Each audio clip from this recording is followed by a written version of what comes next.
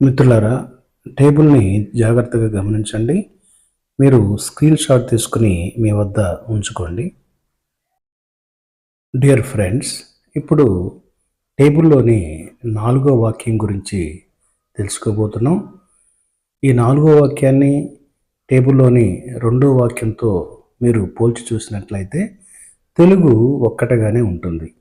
ఇంగ్లీష్లోనే తేడా. ఆ తేడా ఏంటో మనం చూద్దాం.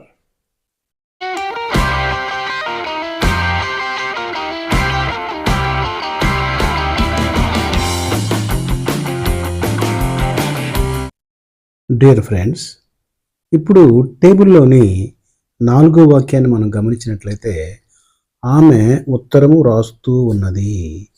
ఆమె ఉత్తరం రాస్తూ ఉన్నది లేదా ఆమె ఉత్తరం రాయచున్నది. ఈ వాక్యాన్ని మనం 2 రకాలుగా రాయొచ్చు. ఒకటి ప్రజెంట్ కంటిన్యూస్లో రాయొచ్చు. రెండోది ప్రజెంట్ పర్ఫెక్ట్ కంటిన్యూస్లో కూడా రాయొచ్చు. ప్రజెంట్ కంటిన్యూస్లో, ప్రజెంట్ పర్ఫెక్ట్ కంటిన్యూస్లో. ఈ రెండింటికి తేడా ఏంటి? ఆమె ఉత్తరం రాస్తూ ఉన్నది. ఇప్పుడు ఉదయం నుంచి ఉత్తరం రాస్తూ ఉంది. నిన్నటి నుండి ఉత్తరం రాస్తూ ఉన్నది. మొన్నటి నుండి ఉత్తరం రాస్తూ ఉన్నది. ఇంకా పూర్తి కాలేదు, ఆ పని కొనసాగిస్తూనే ఉన్నది. అలాంటి సందర్భంలో మనం ప్రజెంట్ పర్ఫెక్ట్ కంటిన్యూస్ వాడాలి. అలా కాకుండా ఒక 10 నిమిషాలు, ఒక అరగంట ముందు పని స్టార్ట్ చేసి ఇప్పుడు కూడా కొనసాగిస్తూ ఉంటే దాన్ని మనం ప్రజెంట్ కంటిన్యూస్లో రాయాలి. ఇంగ్లీష్ నేర్చుకునేటప్పుడు దానికిది, దీనికది రాసిన పెద్ద ప్రాబ్లం ఏమీ లేదు. కానీ మన ఉద్దేశాన్ని కరెక్ట్గా తెలపటం కోసం మాత్రమే ఈ రెండింటిలో ఏదో ఒక దాన్ని ఎంచుకోవాలి. ఉదాహరణకి మనం ఇప్పుడు ఒక పని స్టార్ట్ చేసాం, ఉదయం స్టార్ట్ చేసాం, నిన్న స్టార్ట్ చేసాం, ఆ పని ఇంకా కొనసాగుతూ ఉన్నది.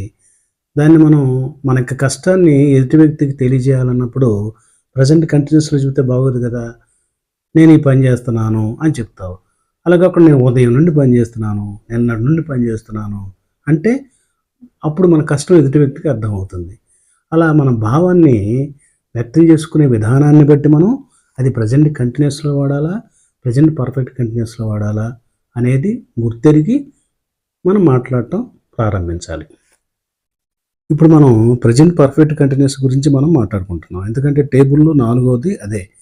మరి ప్రజెంట్ కంటిన్యూస్ అనేది టేబుల్లో 2వది, అది అయిపోయింది. కాబట్టి ఇప్పుడు మనం ప్రజెంట్ పర్ఫెక్ట్ కంటిన్యూస్ గురించి చూద్దాం. దీనిలో వాక్య నిర్మాణం ఎలా ఉంటుందంటే సబ్జెక్ట్ ఉంటుంది. ఎప్పుడైనా సరే వాక్య నిర్మాణం ఇంగ్లీష్లో S+V+Oనే ఇదే వరుసలో ఉంటుంది. Subject, verb, object. ఆ వరుస మాత్రం మారదు. ఇక మనం అవకాశాన్ని బట్టి, సందర్భాన్ని బట్టి, అక్కడ ఉన్నటువంటి అర్థాన్ని బట్టి మనం మిగతా పదాలు రాస్తాం. సబ్జెక్ట్ తర్వాత ఏమొస్తుందంటే ఇక్కడ హ్యావ్ కానీ, హ్యావ్ బీన్ కానీ, హ్యాస్ బీన్ కానీ వస్తుంది. వెర్బ్ 1కి ఇంగ్ చేరుతుంది. ఎందుకంటే ఇది కంటిన్యూస్ కాబట్టి. కంటిన్యూస్ అంటే కొనసాగింపు. ఎప్పుడైనా సరే కొనసాగింపు అనేది మనకి ఐఎన్జి ఇంగ్ ఉంటేనే అది కంటిన్యూస్ అవుతుంది. కాబట్టి వెర్బ్ 1కి ఇంగ్ చేరుతుంది. ప్రజెంట్ కంటిన్యూస్లో కూడా అంతే కదా, ప్లస్ ఆబ్జెక్ట్. ఇప్పుడు సబ్జెక్టు ఆమె, షీ. ఇక్కడ హ్యావ్ బీన్ రాదు. ఎందుకని? ఇక్కడ థర్డ్ పర్సన్ సింగులర్ అయితే హ్యాస్ బీన్ వస్తుంది. మిగతా అన్ని సందర్భాల్లో హ్యావ్ బీన్ వస్తుంది. మీరు ఒకటే రూల్ గుర్తుపెట్టుకోండి. థర్డ్ పర్సన్ సింగులర్ అయితే వెర్బ్కి ఎస్ కానీ ఎస్ కానీ తెచ్చాం. అలాగే ప్రజెంట్ పర్ఫెక్ట్లో థర్డ్ పర్సన్ సింగులర్ అయితే హ్యాజ్ వచ్చింది. ఇక్కడ అదేవిధంగా హ్యాస్ బీన్ వస్తుంది. She has been. ఇక్కడ దే వచ్చినట్టయితే హ్యావ్ బీన్ వచ్చేది. She has been. Verb 1 write, WRIT, write. Write plus ing writing.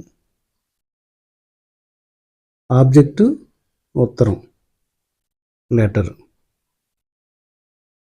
మనం అనుకున్నట్టుగానే ఎప్పటిలాగానే ఏ అనేటటువంటి ఆర్టికల్ ఉండాలి. సో టోటల్గా ఈ పదం she has been writing a letter. That's all. దీని అర్థం ఎప్పటి నుండో కష్టపడి ఉత్తరం రాస్తూ ఉన్నదని అర్థం. లేదు మనం ఉదయం నుండి రాస్తుంది అంటే ఈ వాక్యానికి సిన్స్ మార్నింగ్ అని చేర్చండి. సో అప్పుడు సెంటెన్స్ ఏమవుతుంది? She has been writing a letter since morning. ఉదయం నుండి ఉత్తరం రాస్తూ ఉన్నది.